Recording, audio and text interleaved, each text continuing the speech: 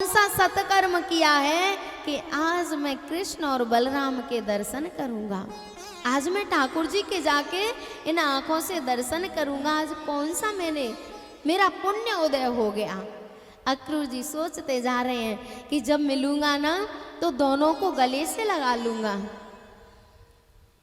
अक्रूर पहुंचे और इधर ठाकुर जी जब गाय चराने गए ना तो आज खेलते नहीं हैं, किसी से बात नहीं करते।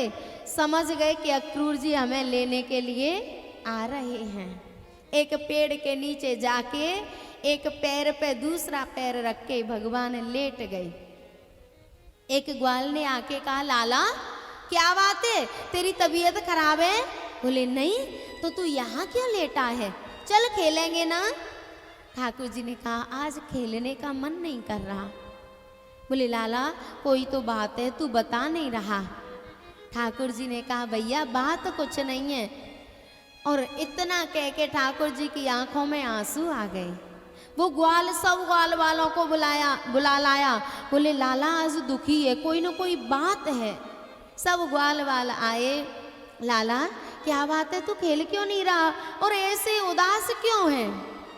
ठाकुर जी ने कहा, ग्वाल वालों यदि हम बिछुड़ गए, इतना कह पाया तो एक ग्वाल ने मुंह पे हाथ रख लिया। बोले आप ऐसी बात मत करो, हम कभी बिछुड़ेंगे नहीं, और अगर बिछुड़ भी गए ना तो हम जिंदा नहीं बचेंगे। लाला तू कभी ऐसी बात मत करना। ठाकुर जी ने कहा, कर मन सो मिलवो भयो, कर मई तो विछुड़ाए, बाबर कर्म संवार ले, आंसू काहे बहाए। अरे भैया ये मिलना बिछुड़ना ये हमारे कर्मों के अनुसार होता है।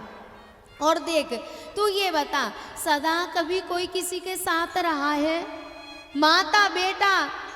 माँ बेटा बिछुड़ते हैं, बाप बेटा बिछुड़ते हैं, भैया बिछुड़ते हैं। ये सब कर्मों के अनुसार मिलना बिछुड़ना होता है, तुम दुखी मत हो।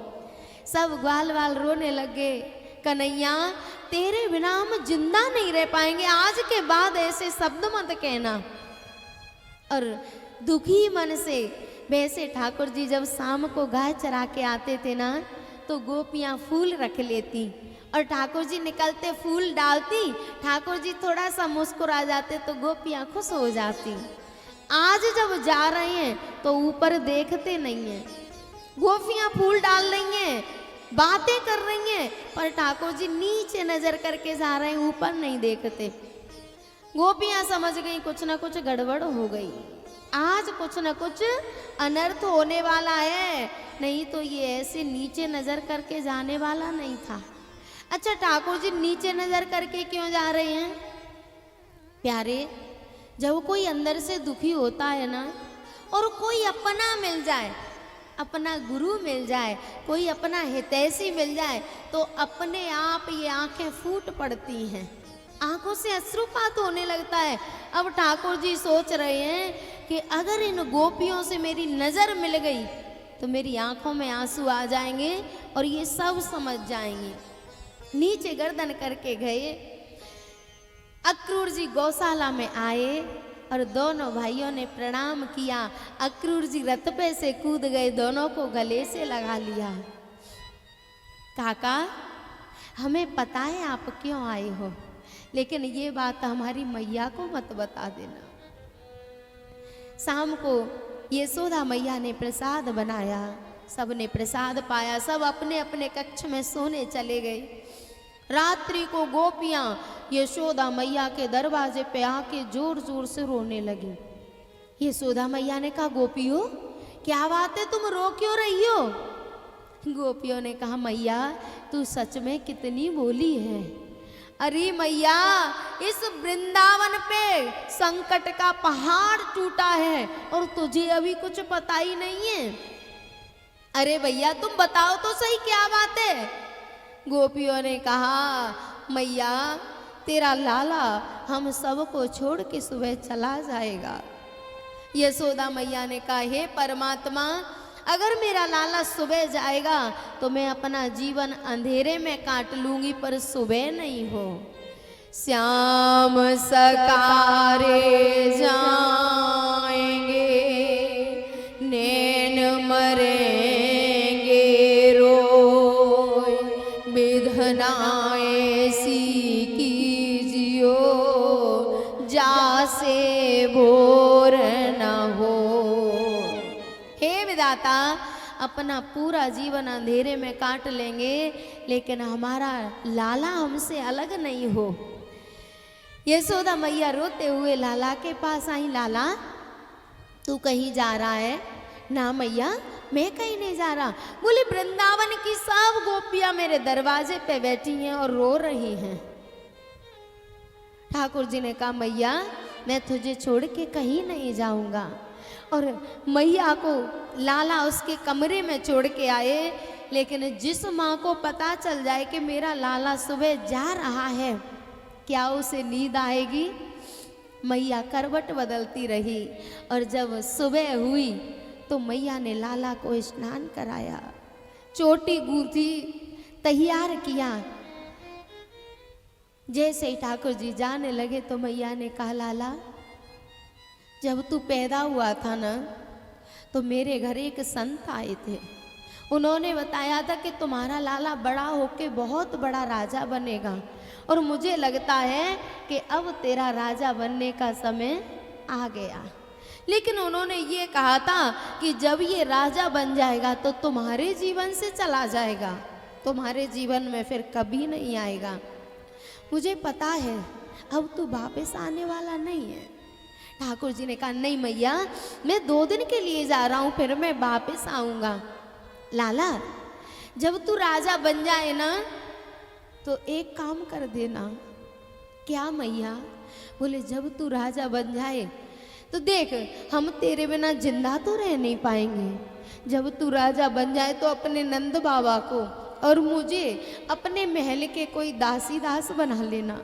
हम कभी किसी से नहीं कहेंगे कि हम इसके मैया बाबा हैं, पर तुझे देख लिया करेंगे तो पेट भर जाया करेगा। ठाकुर जी ने कहा, मैया तू मेरे महल की दासी बनेगी? अरे मैया, तेरे प्रेम को तो मैं कभी जीवन में भुला नहीं सकता।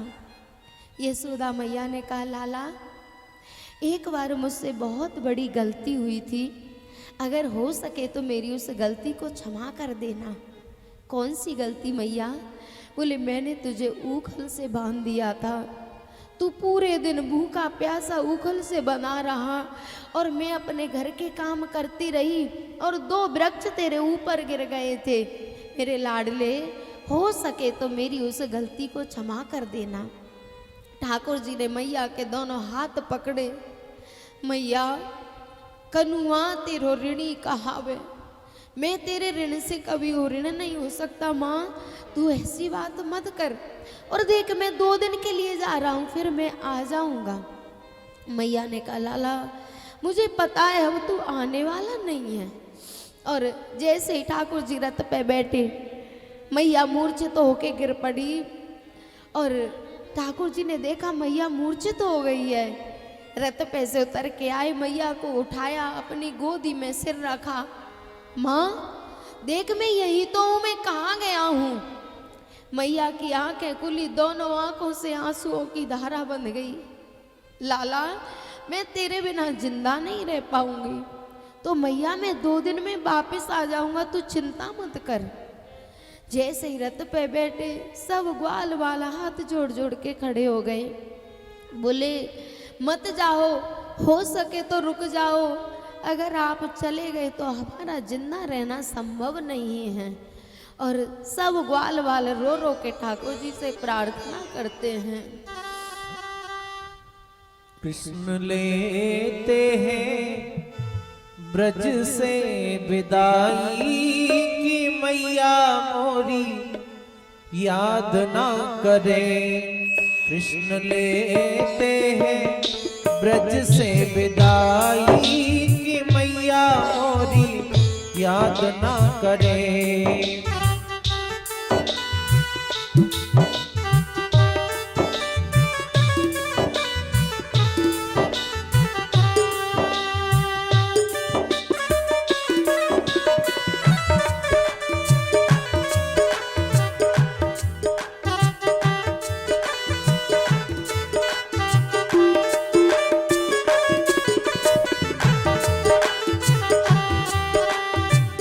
याद ना करे मैया, याद ना करे, याद ना करे मैया, याद ना करे।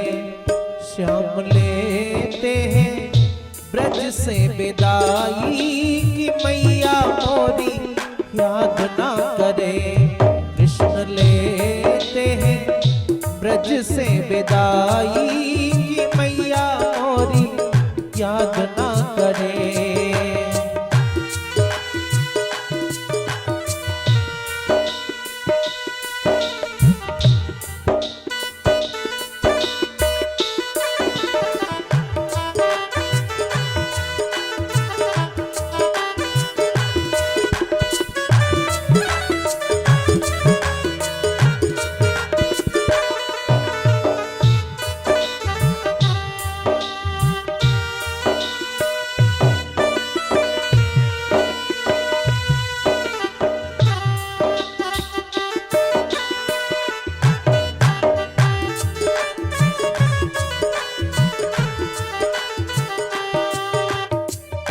धनुष यज्ञ की आई खबरिया, जाना पड़ेगा हमें मथुरा नगरिया।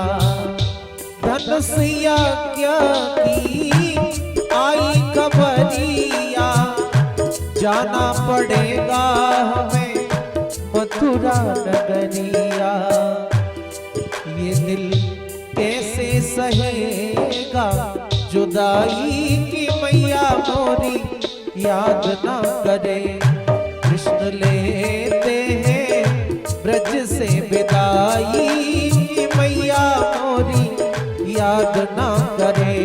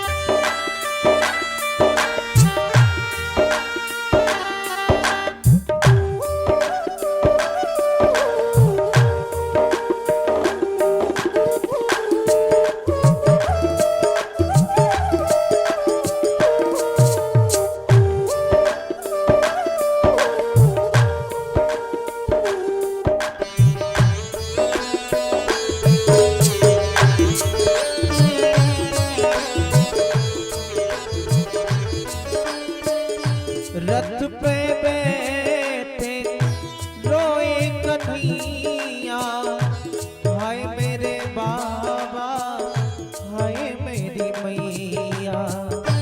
रथ पे बैठे रोए कन्हैया, हाय मेरे बाबा हाय मेरी मैया। अब जाने दे ओ मेरी माई की मैया मोरी याद ना करे। कृष्ण लेते हैं ब्रज से विदाई की मैया मोरी याद ना करे।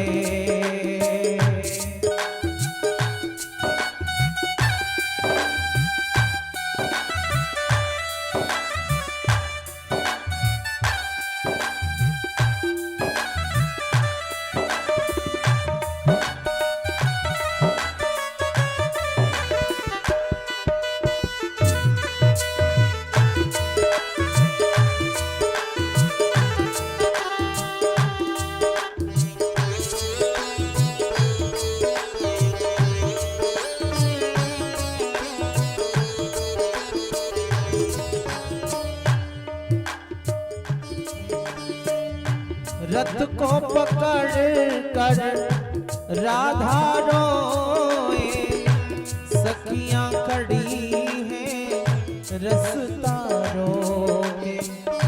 रथ को पकड़ कर राधा रोए, सखियां खड़ी हैं रसता रोके। ग्वाल देते हैं ग्वाल देते हैं रो रो दुहाई कि मैया मोरी याद ना करे।